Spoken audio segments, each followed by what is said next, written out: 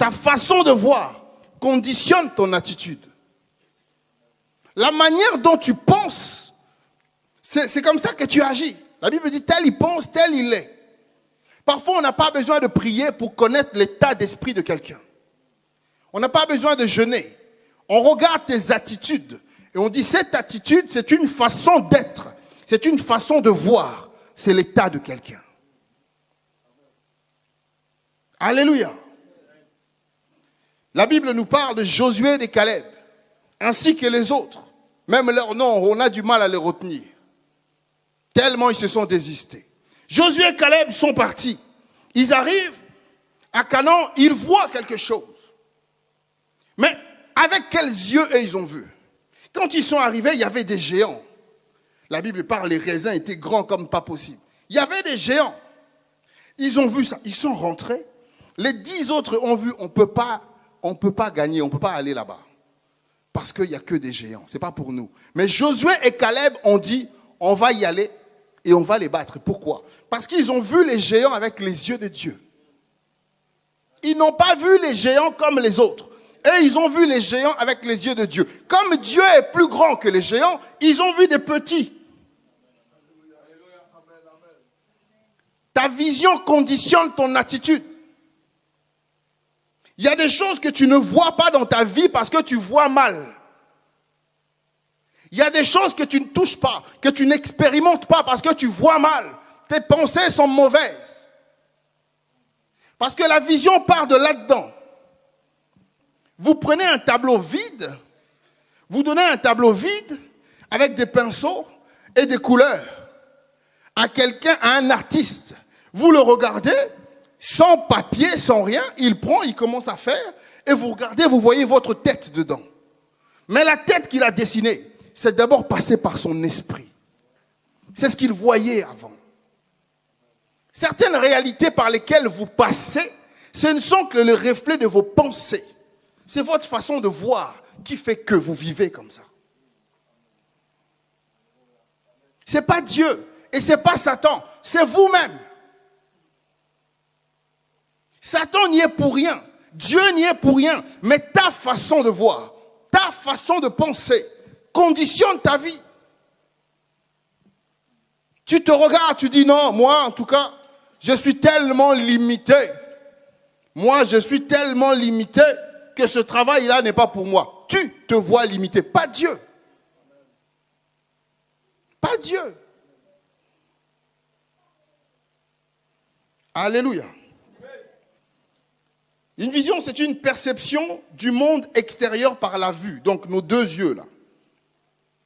Un mécanisme physiologique par lequel les radiations lumineuses donnent naissance à des sensations visuelles. Vous voyez les chauves-souris par exemple.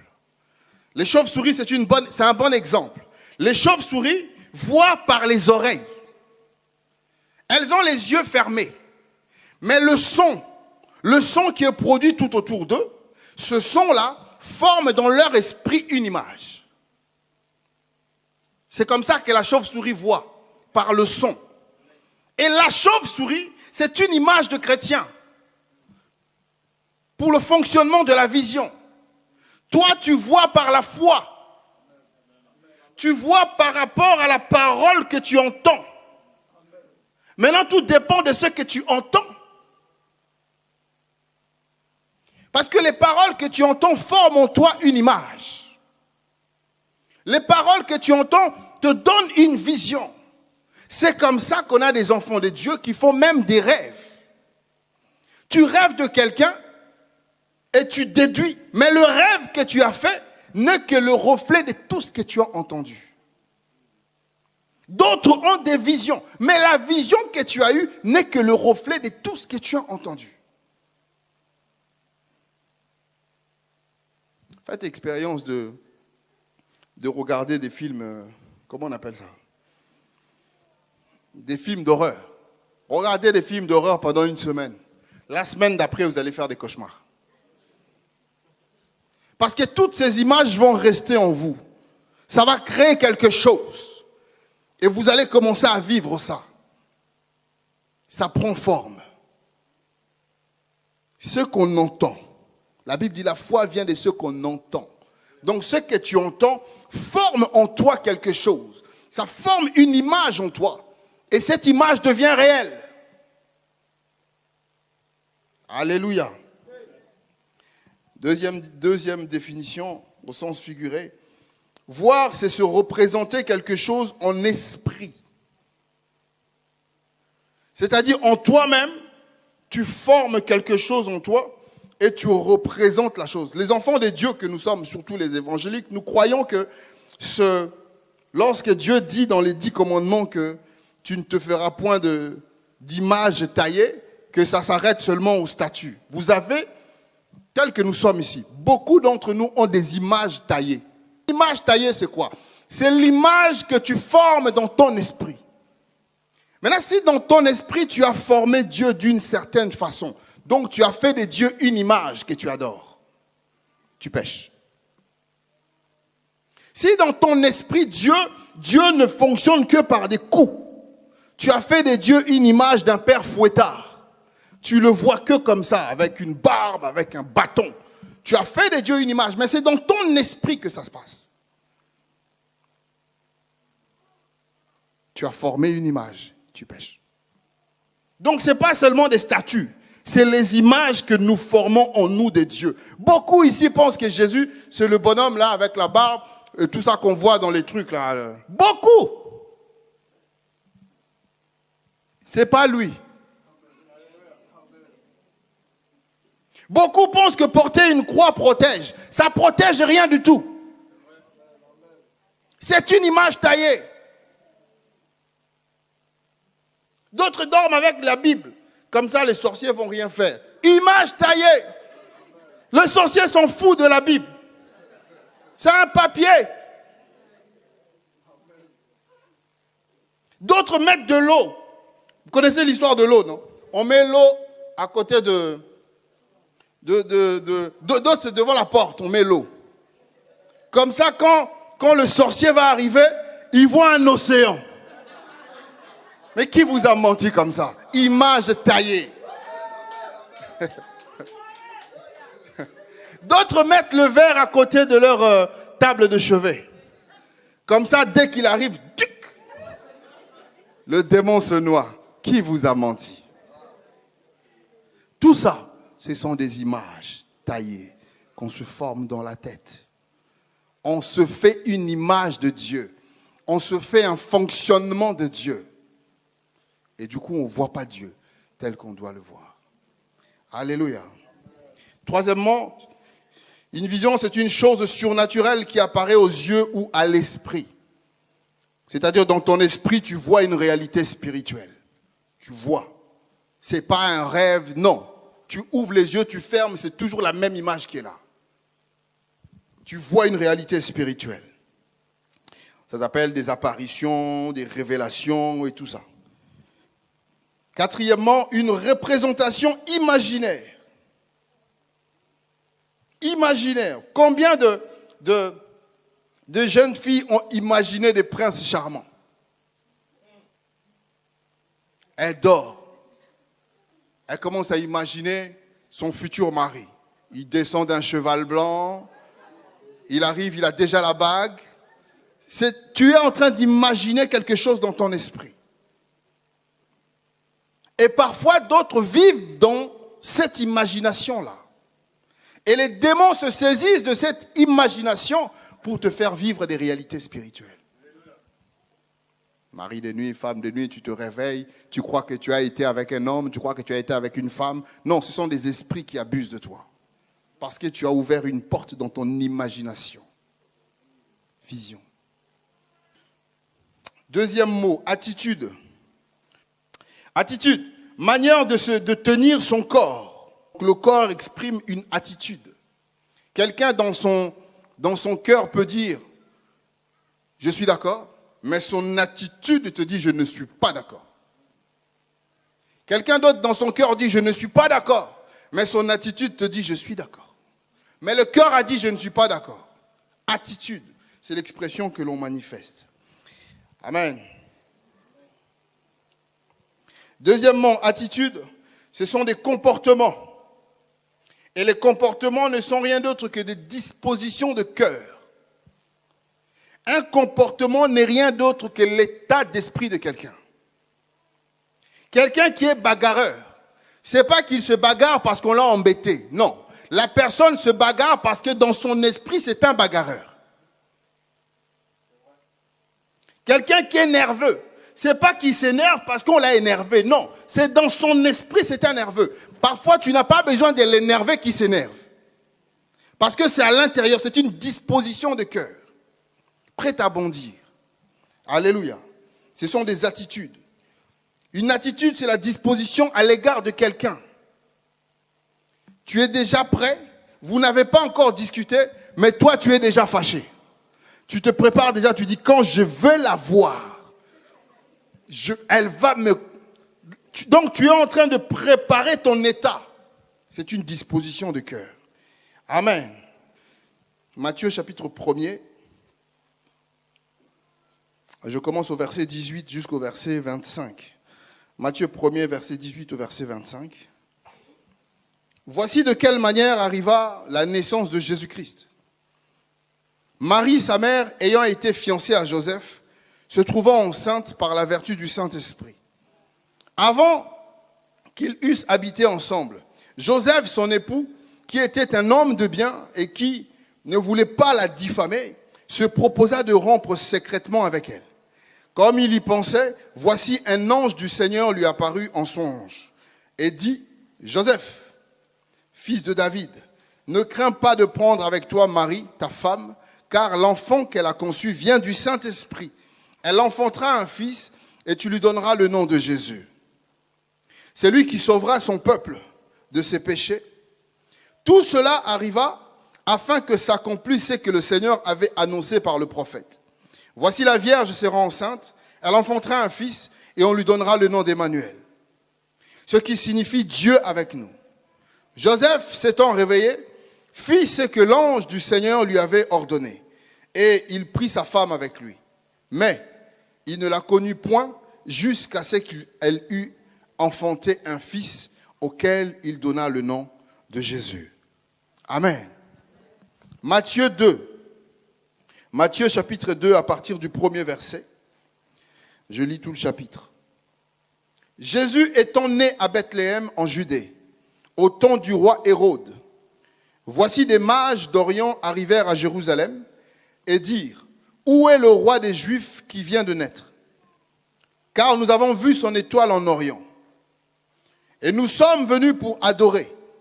Le roi Hérode, ayant appris cela, fut troublé et tout Jérusalem avec lui. Il assembla tous les principaux sacrificateurs et les scribes du peuple, et il s'informa auprès d'eux où devait naître le Christ. Ils lui dirent à Bethléem en Judée, car voici ce qui a été écrit par le prophète. Et toi, Bethléem, terre de Juda, tu n'es certes pas la moindre entre les principales villes de Juda, car de toi sortira un chef qui paîtra Israël, mon peuple. Alors Hérode fit appeler en secret les mages et s'enquit soigneusement auprès d'eux, depuis combien de temps l'étoile brillait. Puis il les envoya à Bethléem en disant, allez et prenez des informations exactes sur le petit enfant. Quand vous aurez trouvé, faites-le moi savoir, afin que j'aille aussi moi-même l'adorer. Après l'avoir entendu, le roi, ils partirent. Et voici l'étoile qu'ils avaient vue en Orient marcher devant eux jusqu'à ce que, étant arrivés au-dessus du lieu où était le petit enfant, elle s'arrêta. Quand ils aperçurent l'étoile, ils furent saisis d'une très grande joie. Ils entrèrent dans la maison, vinrent le petit enfant avec Marie, sa mère, se prosternèrent et l'adorèrent. Ils lui ouvrirent ensuite leur trésor et lui offrirent en présent de l'or, l'encens et de la myrrhe. Puis, divinement avertis en songe de ne pas retourner vers Hérode, ils regagnèrent leur pays par un autre chemin. Lorsqu'ils furent partis, voici un ange du Seigneur apparut en songe à Joseph et dit, lève-toi, prends le petit enfant et sa mère, fuis en Égypte, restez-y jusqu'à ce que je te parle. Car Hérode cherchera le petit enfant pour le faire mourir. Joseph se leva, prit de nuit le petit enfant et sa mère, et se retirant en Égypte. Il y resta jusqu'à la mort d'Hérode. afin que s'accomplisse ce que le Seigneur avait annoncé par le prophète, j'ai appelé mon fils hors d'Égypte. Alors Hérode, voyant qu'il avait été joué par les mages, se mit dans une grande colère et il envoya tuer tous les enfants de 2 ans et au-dessous qui étaient à Bethléem et dans tout son territoire, selon la date dont il s'était soigneusement enquis auprès des mages. Alors s'accomplit ce qui avait été annoncé par Jérémie le prophète. On entendit des cris à Rama, des pleurs et des grandes lamentations. Rachel pleure ses enfants. Et n'a pas voulu être consolée parce qu'ils ne le sont plus. Quand Hérode fut mort, voici un ange du Seigneur apparut en songe à Joseph en Égypte et dit, lève-toi, prends le petit enfant et sa mère et va dans le pays d'Israël, car ceux qui en voulaient à la vie du petit enfant sont morts. Joseph se leva, prit le petit enfant et sa mère et alla dans le pays d'Israël. Mais ayant appris qu'Archélaüs régnait sur la Judée à la place d'Hérode, son père, il craignit de s'y rendre et divinement averti en songe, il se retira dans le territoire de la Galilée et vint demeurer dans une ville appelée Nazareth, afin que s'accomplisse ce qui avait été annoncé par les prophètes. Il sera appelé Nazaréen. Amen. Alors, ces 2 textes parlent de la naissance de Jésus et puis des événements qu'il y a eu autour de sa naissance. On voit, ici, j'ai relevé 6 personnages, ou 5. Et ces 6 personnages, ou ces 5, sont 5 ou 6 attitudes que toi et moi pouvons avoir quand Dieu fait quelque chose. Ce sont des attitudes que toi et moi pouvons manifester quand Dieu a commencé quelque chose. Le thème de ce message, dans un message, c'est ta vision conditionne ton attitude. Amen. Premier personnage ici, c'est Dieu lui-même. Le premier personnage dans l'histoire, c'est Dieu. Dieu est l'initiateur de ça. C'est lui qui, en son sein, a décidé de faire ça. Dieu a décidé d'envoyer quelqu'un sur terre pour une mission particulière. Donc la vision de Dieu par rapport à cette personne qui est Jésus, la vision de Dieu est une vision particulière. Lorsque Dieu regarde Jésus, Dieu voit un négociateur. Quand Dieu regarde Jésus, Dieu voit un réconciliateur. Il dit, en lui là, c'est lui qui va me réconcilier avec les hommes.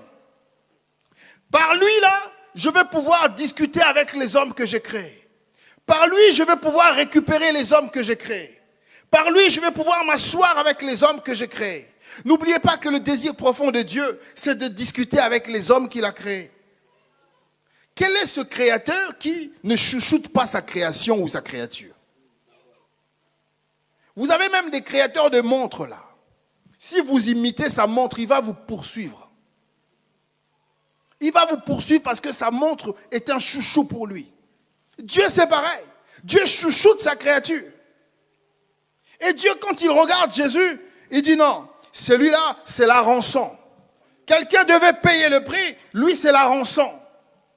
Dieu avait une vision particulière sur Jésus. Quand il regarde Jésus, il dit non, celui-là, c'est le consolateur. Il va faire du bien à un peuple. Celui-là, il va guérir le peuple. Celui-là, il va délivrer le peuple. Celui-là, il va faire du bien au peuple. Dieu avait une vision particulière quant à Jésus. Il avait une façon de voir Jésus. Il avait une manière de voir Jésus qui n'était pas la même pour les autres. Alléluia. Comment tu vois Christ, toi? Quelle est ta vision de Jésus? Quelle est ta vision de Jésus? Comment tu perçois Jésus? Quand on te dit Jésus, qu'est-ce que tu vois? Quand on dit Jésus, qu'est-ce que tu vois? Il y a des gens, quand on leur dit Jésus, ils voient cadeau. Parce que quand je prie, Dieu m'exauce. Donc Jésus, c'est un donateur de cadeaux. Il y a des gens, quand on lui dit Jésus, il dit non, lui, il règle mes problèmes. Tu vis ta vie, tu crées plein de problèmes. Et quand ça devient compliqué, tu viens voir Jésus, tu peux régler mon problème. C'est une vision erronée de Jésus. Dieu ne voit pas Jésus comme ça. Alléluia. Dieu le regarde, il dit non, celui-là, il va faire marcher des paralytiques. Il va redonner la vue à ceux qui ne voient pas. Il va consoler les cœurs brisés. Vous savez, consoler un cœur brisé, c'est compliqué. Les psys essayent, mais ils n'y arrivent pas. C'est pourquoi les gens, dès qu'ils entrent chez les psys, ils y restent à vie. Vous allez voir, 2 ans, 3 ans, ça va. Et puis, à un moment donné, ils vont dire, oh, j'ai fait une rechute. Il faut que j'aille voir mon psy. Donc, le psy n'arrive pas à régler le problème de l'âme. Il n'y a que Jésus qui règle les problèmes de l'âme. Parce qu'il est venu pour ça. Il est venu pour ça. Pour traiter les problèmes qui se passent dans l'âme. Il n'y a personne qui voit ton âme. Moi, je ne vois pas ton âme. La personne qui dort avec toi sur le même lit ne voit pas ton âme. Parfois, il y a des gens qui dorment avec des sorciers. Mais ils ne savent pas. Ils dorment avec des criminels. Mais ils ne savent pas. Quelle est la vision que tu as de Jésus? Quelle vision? Parce que tu crois qu'il a marché sur terre, tu dis c'est un homme de rien. Quelle vision tu as de Jésus? Alléluia. Dieu a une autre vision de Jésus. Il regarde Jésus, il dit, ça c'est le sauveur de l'humanité. Il dit, lui, c'est le sauveur. Dieu voyait Jésus différemment. Il regarde Jésus, il dit, celui-là, il m'est soumis. Celui-là, il m'obéit, c'est ma fierté. C'est pourquoi au baptême de Jésus, Dieu va témoigner. C'est extraordinaire. Il ouvre le ciel, il dit, hey, c'est mon fils, mon bien-aimé, en qui j'ai mis toute mon affection. Il témoigne depuis le ciel. Dieu avait une vision particulière de Jésus. Alléluia. Quelle est ta vision? Parce que ta vision, ta façon de voir, conditionne chacune de tes attitudes. Tu souris, tu pleures, tu ris, tu danses. C'est ta façon de voir qui conditionne tes attitudes. Alléluia. Deuxième personnage, Marie. Marie ici, c'est elle qui porte l'œuvre. Dans Marie, il y avait Jésus. Donc Dieu, depuis le ciel, puisque dans Marie, il y avait Jésus, Dieu avait un regard particulier sur Marie.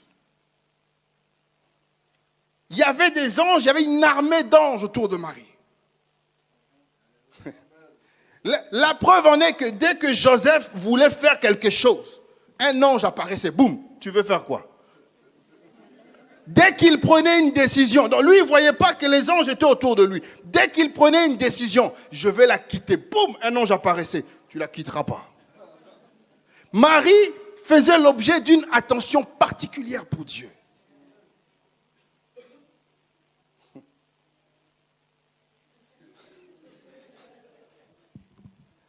Dieu regarde Marie, il dit celle-là, jusqu'à ce que le petit la sorte, jusqu'à ce qu'il ait 30 ans, celle-là, elle est intouchable. Marie était intouchable. Vous n'avez pas idée des choses que Dieu fait. Marie était intouchable. Même si on lui lançait 15 flèches en même temps, aucune flèche n'allait la toucher. Même si Hérode déclenchait toute une armée, personne n'allait l'atteindre. Elle faisait l'objet d'une attention, d'une surveillance particulière pour Dieu. À cause de ce qu'elle portait. Qu'est-ce que tu portes en toi? Qu'est-ce que tu portes? Est-ce que ce que tu as en toi fait l'objet d'une attention particulière pour Dieu? Est-ce que quand Dieu regarde le dépôt qui est en toi, Dieu dit non, ça, vous devez veiller? Ou quand Dieu regarde, il dit vous pouvez toucher? Dieu a regardé Job. Satan vient, fait toutes ses manigances. Dieu lui dit, tu peux toucher tout ce qu'il y a autour. Mais son âme là, tu ne touches pas. Parce que cette âme fait l'objet d'une attention particulière. Comment tu vois les choses? Et Marie, par rapport à l'œuvre qu'elle avait, elle avait compris. L'ange lui a dit, tu n'es pas n'importe qui. En toi, Dieu a mis le sauveur de l'humanité. En toi, Dieu a mis celui qui va le réconcilier avec les hommes. Tu n'es pas n'importe qui. Marie, sachant qu'elle n'était pas n'importe qui, elle ne vivait plus n'importe comment. Comment tu vis? Tu vis selon ce que tu vois. Si tu vois tout le monde mettre des mini-jupes, tu mets des mini-jupes parce que tu vois des mini-jupes, mais tu ne sais pas ce qu'il y a en toi. Parfois, on oublie que l'enfant de Dieu porte en lui Jésus. Le frère que tu calomnies, en lui, il y a Jésus. La sœur que tu méprises, en elle, il y a Jésus. Ça veut dire que Dieu porte une attention particulière dans le frère et dans la sœur parce qu'il y a Jésus dedans. Il faut que ta façon de voir les choses change pour prospérer. Ta vie ne change pas parce que tu vois mal. Alléluia. Marie savait qu'en elle, elle portait la vie. Elle savait qu'en elle, il y avait l'attention des dieux. Elle ne vivait plus comme les autres. Elle ne faisait plus comme les autres. Vous savez, les femmes enceintes, même il y a vraiment que des femmes insensées qui arrivent à faire ça. Les femmes enceintes, même celles qui fument, arrivées à un moment donné, elles s'arrêtent de fumer. Elles disent non, sinon l'enfant. Il y a vraiment des insensés qui continuent à fumer et à boire avec un enfant dans le ventre. Mais celles qui ont un minimum de conscience, elles s'arrêtent automatiquement. Parce qu'elles disent, en moi, je porte la vie. Toi, tu portes Christ en toi. Mais comment tu vis? Comment tu vois les choses? Tu vois tout avec tes yeux physiques. Je disais à quelqu'un, discerner, ce n'est pas voir avec les yeux physiques. Discerner, c'est voir avec les yeux de l'esprit. J'ai les yeux fermés, mais je sais ce que tu fais. Parce que Dieu me l'a montré. C'est pas je te vois triste, après je viens, je dis, le Saint-Esprit m'a dit, tu es triste. Non, mes yeux ont vu que tu es triste. Je n'ai pas discerné, j'ai vu. Il n'y a rien de l'esprit là-dedans. Il y a quoi en toi? Si tu sais que ce qui est en toi est important, tu dois veiller sur ça. Parce que tu vis selon ce que tu vois. Amen. Marie portait la vision. Marie portait l'œuvre de Dieu. Et Dieu prenait soin d'elle à cause de ce qu'il y avait en elle. Troisième personnage, Joseph. Joseph n'a pas le nécessaire pour porter l'œuvre. Joseph n'a pas le ventre pour ça. Mais Dieu va susciter Joseph. Parce que Dieu pouvait se débarrasser de Joseph. Parce que Joseph était devenu un obstacle. On va parler de façon humaine. Joseph était un obstacle. Il a voulu se débarrasser d'elle. Il a voulu la quitter et tout ça. C'était un obstacle à l'accomplissement de l'œuvre de Dieu. Mais Dieu va garder Joseph. Pourquoi? Pour que Joseph soit un soutien à Marie. La vision de Joseph quant à l'œuvre, c'était la vision de quelqu'un qui soutient l'œuvre. Tout dépend comment tu vois les choses. Joseph voyant Marie, vous savez que Joseph, après ces choses, on ne parle plus de Joseph. Si vous lisez un peu la Bible, après ces choses, on ne parle plus de Joseph. Joseph devait maintenir cet enfant en vie. On parle de lui quand il a eu 12 ans, après on ne parle plus. Joseph devait maintenir cet enfant en vie jusqu'à 30 ans là-bas. Il devait soutenir Marie, garder Marie. Parce que dans Marie, il y avait l'enfant. Quelle est ta vision? Comment tu vois le Christ ici à Montargis? Est-ce que tu soutiens le Jésus qui est dans Montargis? Est-ce que tu es un soutien de l'œuvre que Dieu fait ici à Montargis? Est-ce que tu es un soutien de cette église? Ou tu as besoin que l'ange se révèle à toi pour te forcer?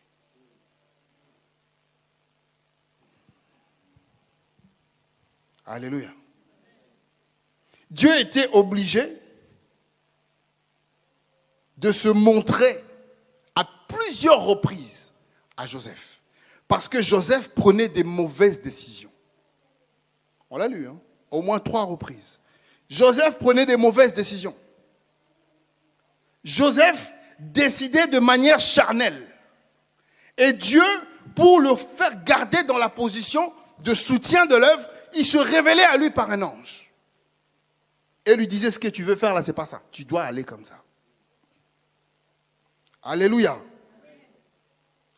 Lorsque on est un peu comme Joseph, imaginez un chrétien Joseph qui décide par lui-même, c'est-à-dire, comme j'ai dit tout à l'heure, non pas la foi, elle n'est pas dans l'esprit, mais elle est dans l'âme. C'est-à-dire, c'est lié aux émotions. Joseph décide par lui-même. Joseph décide par lui-même et lâche Marie. Joseph a un problème avec qui? Dieu, premièrement. Joseph décide par lui-même, lâche Marie. Joseph va avoir un problème avec Marie. 2. Joseph lâche Marie. Là où il va partir, Joseph va avoir un problème avec lui-même. 3. Parce qu'il ne sera jamais tranquille. L'ange m'est apparu, il m'a dit que cet enfant va bouleverser le monde. Il est encore petit, mais comment je... Beaucoup d'enfants de Dieu voient l'œuvre de Dieu comme ça. Ah, c'est petit, c'est rien. Oh. On néglige les choses de Dieu.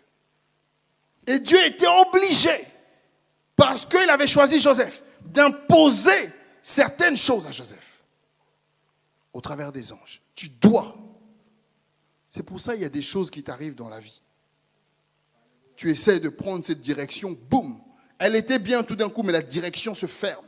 Parce que Dieu t'aime.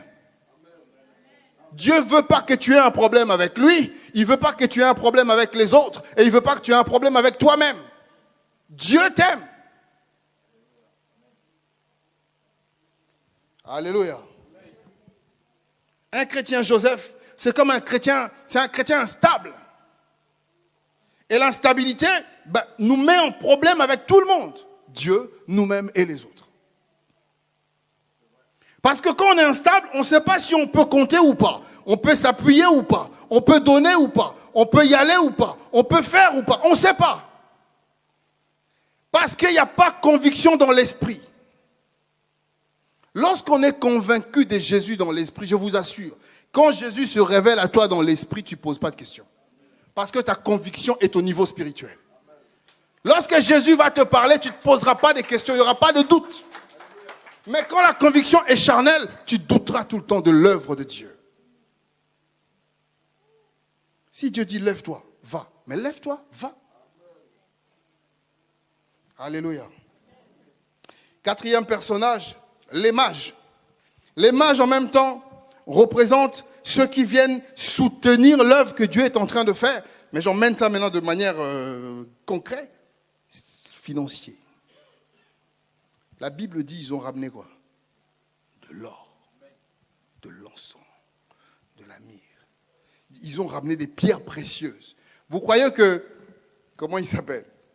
Joseph a pris ça? Joseph il faisait son travail.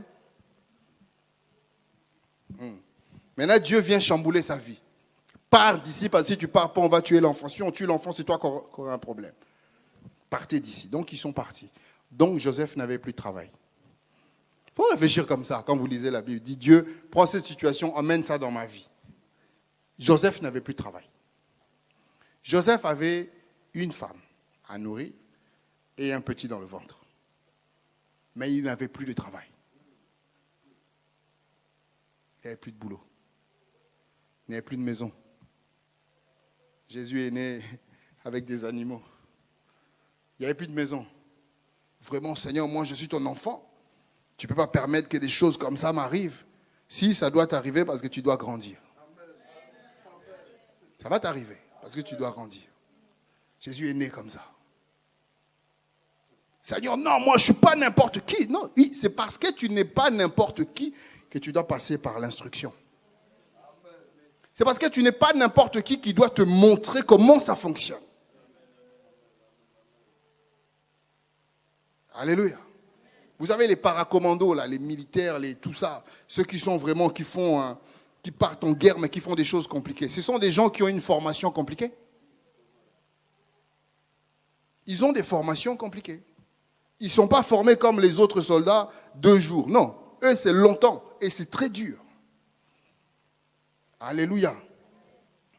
Les mages ont ramené leur argent, leurs biens pour soutenir le petit bébé. comment tu soutiens l'œuvre de Dieu? Avec quoi tu soutiens l'œuvre de Dieu? Les mages ont marché, ils suivaient l'étoile avec leurs chameaux pleins d'or, de la myrrhe et tout ça. Ils ont ramené ce qu'ils avaient. Ils ont dit ça, c'est pour le petit bébé. La Bible dit, ils sont venus quoi? Adorer. Donc l'adoration, ce n'est pas seulement... Wow. Ils sont venus adorer avec leurs biens. Peut-être que tu es un mage, mais tu ne te connais pas.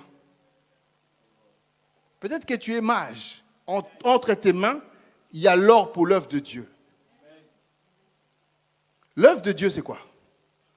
L'œuvre de Dieu, c'est le chrétien qui est à côté de toi, le frère là, qui peut-être n'a pas à manger, ni à boire, ni de quoi se vêtir. C'est l'œuvre de Dieu. L'œuvre de Dieu, c'est l'église que tu vois ici. L'œuvre de Dieu, c'est peut-être une école biblique quelque part. L'œuvre de Dieu, c'est des campagnes d'évangélisation qui se font quelque part. L'œuvre de Dieu, c'est peut-être une église de maison quelque part. L'œuvre de Dieu, c'est peut-être 2-3 personnes qui se réunissent quelque part, mais qui n'ont même pas de Bible. Mais toi, tu as entre tes mains l'or, la myrrhe, l'encens. Mais quand tu rentres dans la maison de Dieu, tu donnes les pièces rouges. Et tu tiens ça fermement pour pas que ça fasse du bruit. Tac. Tu dis comme ça, les autres ont vu que j'ai donné. Mais ça y est, tu as eu ta récompense. On a vu. Comment tu soutiens l'œuvre de Dieu? 5e personnage, les scribes, les pharisiens, les connaisseurs. Eux, ils ont lu la parole. Ils ont dit oui, le petit doit naître comme ça. Il doit faire ça. Ils appelaient Jésus le petit. On a lu, non? Matthieu 2. Hérode disait le petit là, il va naître où? Bon, le petit là, il fait quoi? Et beaucoup d'enfants de Dieu appellent l'œuvre de Dieu petit. Le serviteur d'Élisée lui dit, bon, cette fois-ci, maître, c'est mort. Il y a trop d'ennemis devant nous. Élisée lui dit, tu crois qu'on est petit? Il a dit, oui, on est petit. On n'est que 2. On n'est pas nombreux. Élisée prie pour lui. Ses yeux s'ouvrent. Il regarde derrière, il voit une armée. Il ne savait pas qu'Élisée était quadrillé comme ça. Tu es petit, mais tu es bien protégé. Si tu as Jésus en toi, sache que tu es bien gardé. Tu es protégé plus qu'un chef d'État. Les scribes et les pharisiens, ils ont dit, le petit là, comment on peut faire? Ils ont discuté avec Hérode. Ils ont discuté. Ils ont expliqué les choses à Hérode. Mais ils ont dit, mais le petit là, il ne peut pas naître n'importe où. Il doit naître dans la maison de Dieu. Ils n'ont pas saisi. Ils voyaient Jésus petit. Et du coup, Jésus en grandissant, le petit grandissant est devenu un ennemi pour eux. Pourquoi? Parce qu'à la base, ils l'ont vu petit. Ta vision conditionne ton attitude. La façon dont tu vois conditionne la façon dont tu vas agir. Comme ils l'ont vu petit et que le petit a grandi, leur attitude envers lui avait changé. Ils ont dit, comment le petit nous résiste? Le petit n'était plus petit. Du coup, ils ont manifesté leur vraie personnalité. Le petit n'était plus petit. Ta vision, ta façon de voir, que tu le veuilles ou non, même si c'est caché, tu vois tout seul dans ton coin, ta façon de voir conditionne ton attitude. Si tu te vois pauvre, tu vivras pauvre. Si tu dis tout le temps, moi je suis rejeté, on va te rejeter. Même par des gens qui t'aiment.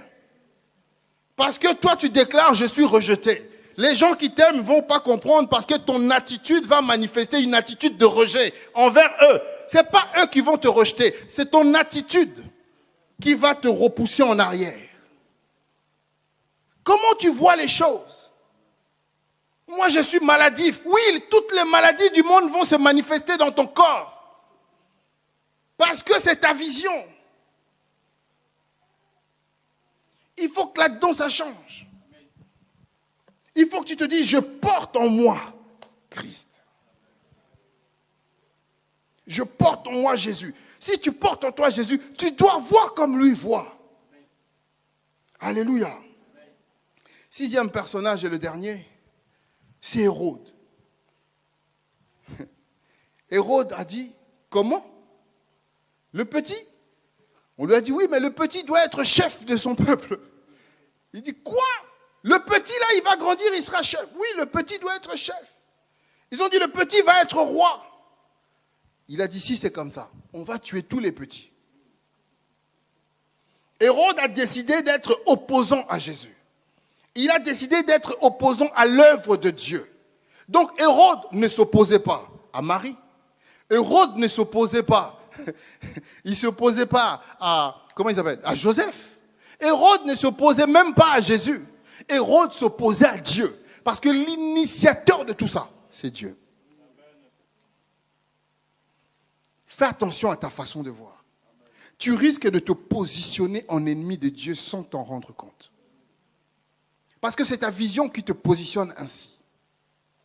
Hérode s'est levé et s'est positionné en ennemi de Dieu. Il a dit, je vais tuer tous les enfants. Je vais détruire l'œuvre de Dieu.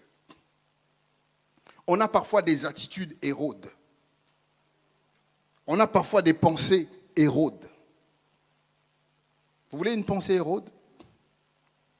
Ton frère commence à être élevé. Tu le critiques. Hérode. Ton frère trouve un travail, tu le critiques. Hérode. Dès que tu te mets en opposant à l'œuvre de Dieu, tu es Hérode. Dès que tes pensées, même ton attitude manifeste quelque chose qui s'oppose à l'œuvre de Dieu, tu es Hérode. Hérode ne s'oppose pas à l'œuvre, Hérode s'oppose à Dieu. Alléluia. Ta vision conditionne ton attitude. Levons-nous, nous allons prier le Seigneur.